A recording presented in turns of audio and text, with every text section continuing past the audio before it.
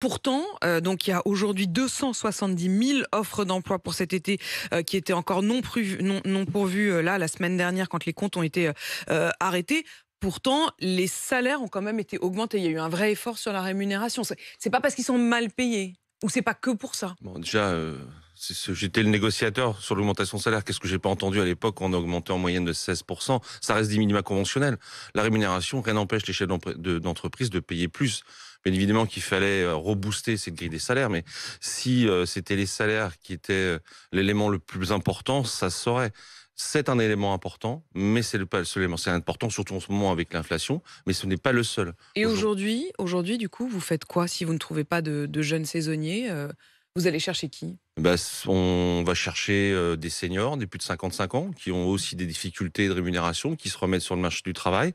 On travaille actuellement avec le gouvernement tunisien sur des saisonniers tunisiens qui sont formés, qui travaillent déjà depuis des années avec le monde de l'agriculture. Donc il y a des accords qui sont faits avec mes camarades de la Ça FNSEA. veut dire que ceux qui faisaient jusqu'à présent notamment les récoltes, les vendanges, peuvent également c'est vraiment le même Non, c'est système en encore mieux fait? que ça. C'est-à-dire que ce sont carrément des jeunes qui sont étudiants, qui ont fait leur formation dans les circuits de formation, dans les écoles de formation touristiques ou de l'hôtellerie-restauration en Tunisie.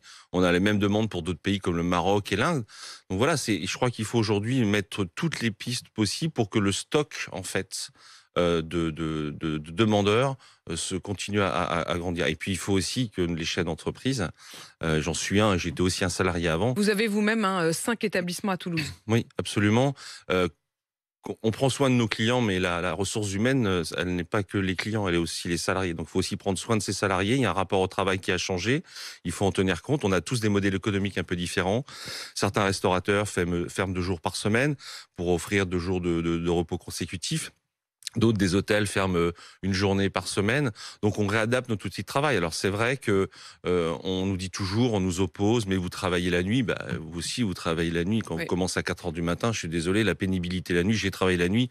Vous pouvez pas en faire tout un plan de carrière parce que c'est extrêmement difficile. Il faut aussi tenir compte que nous, on travaille quand nos clients sont dans des périodes de loisirs, vacances, repos, et que les week-ends sont inhérents à notre activité. Donc, quand on a dit tout ça, après, il faut arrêter de jeter l'opprobre aussi sur les jeunes. Les jeunes, aujourd'hui, d'abord, il y a 50% d'entre eux qui ne font que passer dans notre secteur actif, qui ne vont pas faire carrière. Ce sont souvent des étudiants qui font 2, 3 saisons pour venir chercher une rémunération, un budget pour pouvoir financer leurs études.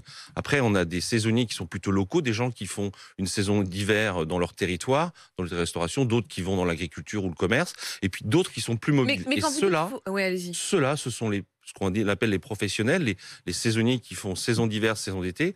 La plus grande difficulté qu'on peut avoir, c'est aussi toute la difficulté de logement, parce qu'on a des secteurs, des territoires qui sont très en tension, et c'est aussi là où les pouvoirs publics doivent prendre toute leur part. On doit être à un moment donné en capacité d'offrir un contrat de travail et un logement. On a mis en place une résidence des saisonniers dans le sud de la France. On voit qu'on a des demandes dans tous les territoires. Il faut qu'on remette aussi Mais ça au attendez, cœur j'ai de quand notre même une question. problématique. Vous parlez des jeunes, à l'instant, vous dites